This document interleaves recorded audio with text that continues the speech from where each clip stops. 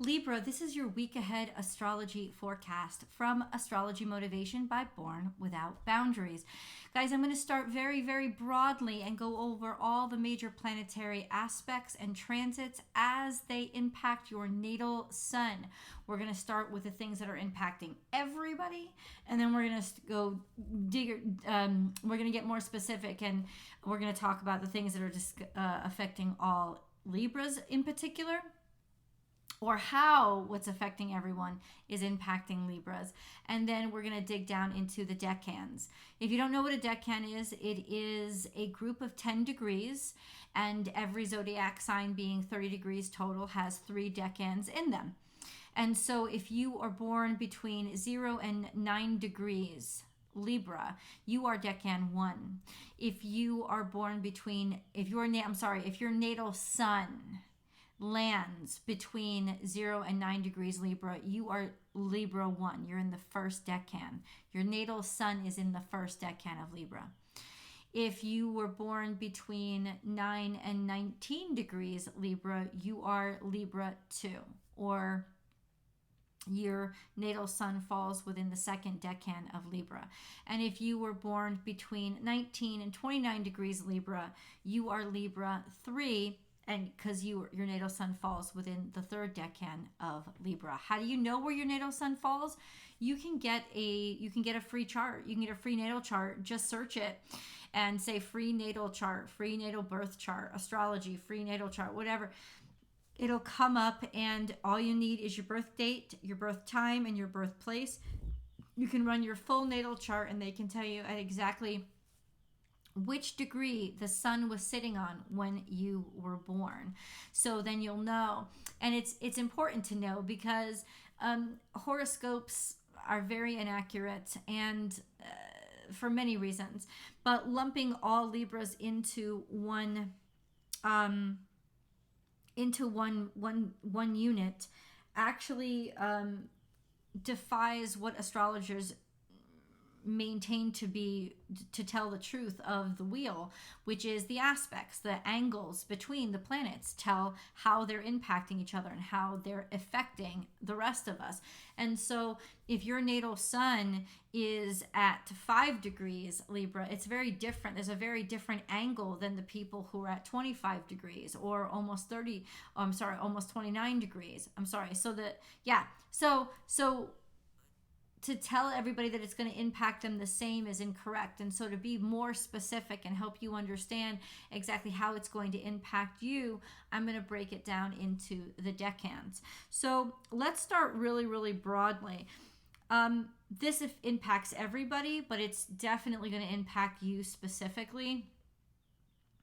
There is a full moon in Libra on April 5th, 6th. And I can't say it any other way, because it is Eastern Standard Time. It's at 12:24 a.m. on April 6th. But that means that most of the U.S., it's going to be April 5th. And New York through Western Europe, and I think up through, I don't know where the lines end, it's going to be April 6th. So it really does depend. The globe is kind of split here. It really does depend where you are. But it's going to happen when it happens, depending on what time zone you're in. And it's either the 5th or the 6th. It kind of falls between those late night, early morning. And the reason why this full moon has such impact is because of what the sun is doing. Now, every full moon is in opposition to the sun, but this sun is in Aries, and the sun is in Aries, and it's conjunct Jupiter and Chiron when the full moon is happening. So there's really this challenge of what you know to be true, like what you feel intuitively, and what your ego wants to tell you. And it's a challenge to say, hey, have I let my ego convince me of things that are actually contributing to my unhappiness? And how far am I going to let this go? This will be especially impactful for those of you whose natal sun is in the second decan of Libra. That's usually, in terms of translating it into dates, that's usually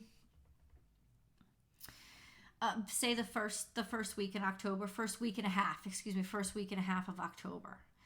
So for you guys especially, this moon energy is going to conjunct your natal sun while it is full. And that means a heavy impact on, have I allowed myself to be accepted for myself, or have I made so many concessions just to be accepted I am no longer authentic? And if I were authentic, would I still be accepted with who I've accepted into my life? This will especially impact your intimate partnerships. So will it be a challenging time? Yeah, but it's not really a challenge, in that if you're willing to let go and accept the truth of matters, and that's the struggle, is are you going to try to persist? Pluto is in a loose square to this full moon, and I tell you, you're not going to resist. When it comes to Pluto, get ready. I've written it down. Get ready for changes. Get ready. Get ready for not being able to ignore the fact that changes are necessary and absolutely needed. Just get ready, because Pluto really doesn't take no for an answer. So another major transit or major event that's happening is the transit this week. It just happened yesterday of Mercury from Aries into Taurus. So on Monday, April 3rd, Mercury transited from Aries into Taurus. This slows down communication. It will retrograde. I would say by next week, you'll start to feel a shadow period of Mercury retrograde. But let me tell you something. It's going to slow down communications, and the way that we communicate and the way intelligence works is going to slow down when Mercury enters Taurus anyway, because it gets very traditional and very pedantic and very pragmatic. And if something doesn't make sense in the traditional sense, and if something isn't on the up and up so that everybody can measure it, it doesn't go anywhere. There's very little room for subjectivity when Mercury is in Taurus. It's very bullheaded. It's very stubborn. It's also more respectful and expects to be, like, communication has to be respectful now. And it has to be all on the up and up. None of the assumed. Are the dollars and cents there, or are they not? A lot of these conversations will be with regards to finances. And since Venus at the very, very end or beginning of next week, so this week that I'm talking about right now for you guys, Libra, goes from April 4th through the 10th. It is on the 11th that Venus moves from Taurus into Gemini. And she behaves very differently in Gemini too. And that will definitely have a great impact on you. But we'll talk about that next week when it happens. But these transits are certainly going to impact all of us. Now, how does Mercury movement into Taurus impact you directly? The only ones of you that it's really going to impact directly are maybe Libra 3s. No. Libra 1s, maybe Libra 1s, and those of you, that would basically be September Libras, if you're born at the very end of September. But we'll get into exactly how. All right, let's talk a little bit about this full moon though. There are changes to relationships hands down for all of you, but especially those of you born in Libra too. Like I said, the first week and a half of Libra. Libra, this has to be a letting go period for you. A period of when you accept somebody for face value and can clearly accept whether or not they've accepted you for face value. Libra 1s, your natal sun, this is the Libras who are born at the end of September.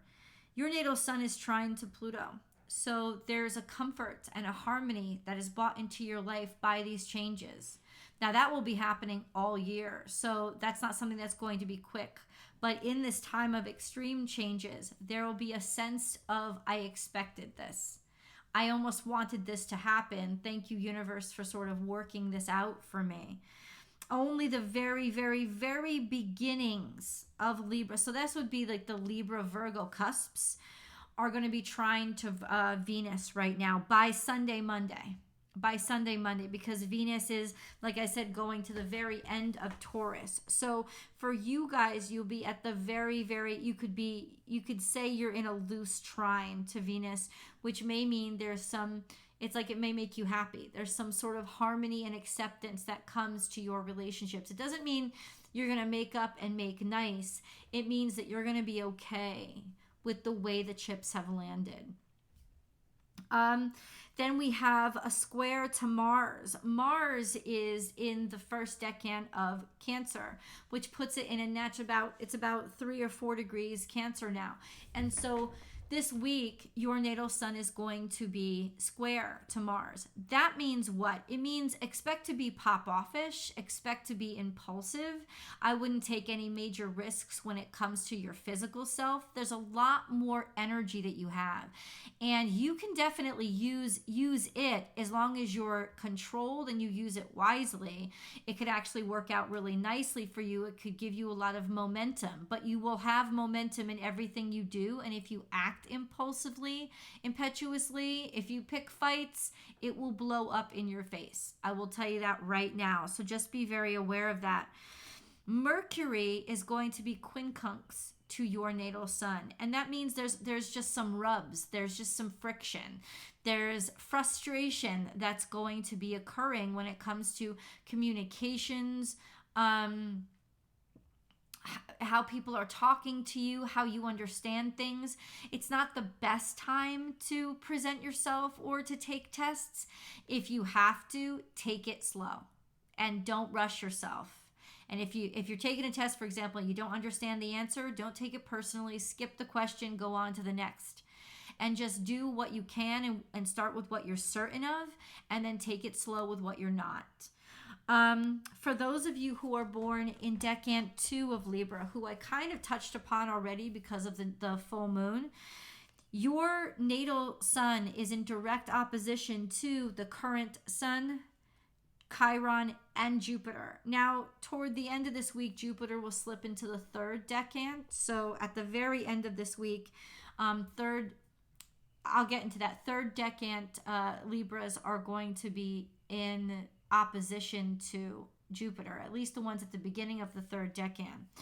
But for most of this week, your natal suns have been opposite Jupiter and opposite Chiron. So this is something that you have that has been challenging you and activating you and just exhausting you for a while now. And that is, how do I grow and how do I expand and how through my suffering? And basically everything that you seem to be going through personally with your personal suffering or personal traumas seems to be exacerbated, maybe more than it actually is. So things may actually be seeming way worse than they actually are.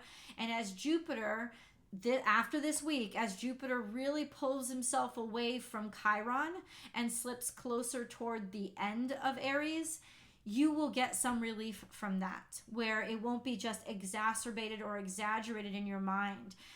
You'll be able to sit with it more, understand things more. Chiron opposite your natal sun is really tough because it just makes you feel like you're not good enough. You're always interpreting things like, I'm not good enough. I'll never be good enough. I'll never be valued. And with Jupiter there, and Jupiter's been there for quite some time, there is exacerbating that and taking it to an extreme that it may have really wrecked things for you when they didn't have to be really wrecked. There is a sense of it being exaggerated, and you are good enough. And your feelings of not, just because you feel like you're not good enough doesn't mean that's how other people are actually interpreting you. So after this full moon, there could be some sort of release of that toxicity so that you're not feeling that anymore or making decisions from that feeling, right? So making more confident decisions, make more competent decisions, right? Your natal suns are also conjunct the current moon. Now that will be only for about 3 days, but it is during that full moon. So there is a sense of feeling good enough about who you are and feeling whole and complete enough to release. release, let it go, let the toxins go. This is a time for you. This is like your own personal evacuation system. Allow it to happen. Allow those things to be let go and release. For those of you in the third decan of Libra, your natal suns are square to Pluto. And by the end of this week, by, I would say, April 7th, end of April 6th, the moon will actually be conjunct the moon moves quickly, so the moon will be conjunct your natal suns, and it will be creating a square with Pluto. Expect this to be any very emotional time, say Wednesday, Thursday, Friday, to be a particularly emotional time where you just have to exercise your emotions and your feelings and let it happen. Things are going to come out. Let things end. Pluto brings endings so that you can clear stuff out, clear out those emotions, and then sort of open yourself up for new beginnings. And everything that you've held on to, you're not going to have a choice. You've got to let it go. There's a strong sense of yourself that could also intimidate your other people and get you into more conflicts than usual. But I think it's mostly just about releasing the toxins. And then we have quincunx to Neptune, which is your dreaminess could be getting in your way. Could be a little bit foggy or not be able to stay awake. Maybe you've been a little bit more sleepy lately, and that could be just causing frustration for you. So kind of something that you need to maybe physically let go of, like getting physical toxins out of your body. And then we have that trine with Saturn. Those of you born at the very end, almost like the Libra Scorpio cusp, are going to be trine to Saturn. You have been and you will be for a while. So this is about really leaning back on and being able to be harmonious with rules, laws, and regulations, those kind of things actually serving to bring harmony and balance and stability in your life. And then we have your opposition with Jupiter. By the end of this week, the very beginning of Decan 3, that's maybe those of you who are born at like the 11th, 12th, maybe the 13th of October are going to be at that point in opposition to Jupiter. And so there is that sense of expansion and growth, but it could be growth that's happening too rapidly and it's pushing you instead of you allowing it to fuel you, right? It's like it's hard to control this energy and get it and get it to work for you. So there is a sense of maybe feeling like rocket fuel has just been put under your ass, and there's a little bit of discomfort there because of it, because things are happening so rapidly, or you're starting to understand who you are so quickly. And then we have Venus. So a quincunx to Venus. Venus is going to be dropping into Gemini at the very end of this week. That would mean at the very end of this week, Libra ones, you guys at the very end of this week will start to feel like you are trine, or like stuff in your relationships starts to settle down and you'll start to find peace there. Whereas those of you in threes, in Libra threes, you'll start to feel tension or frustration with your financial situation or your romantic situation or just your value systems in general. So that's the difference between where your sun is positioned, right? Libra ones at the beginning of Libra season, it's going to start at the end of this week. You're going to start being able to harmonize your relationships and draw peace from the situation. When those of you at the end of Libra season, Libra threes, is starting to get frustrating and there's starting to be tension there. So that's just the difference between knowing where your sun is and how it's interacting with all those other planets and not. I do hope that you'll come over to Born Without Boundaries and watch your week ahead tarot card reading for Libra.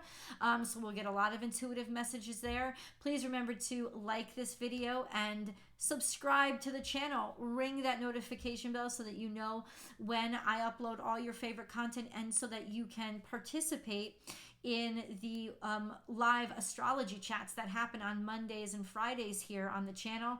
If you're a subscriber, you can participate, and I hope you do. I love you guys, and I'll see you next week. Oh, feel free to leave your comments below. I love to know how this energy is impacting you guys, and I'll talk to you in the videos next week. I'll see you guys. Bye.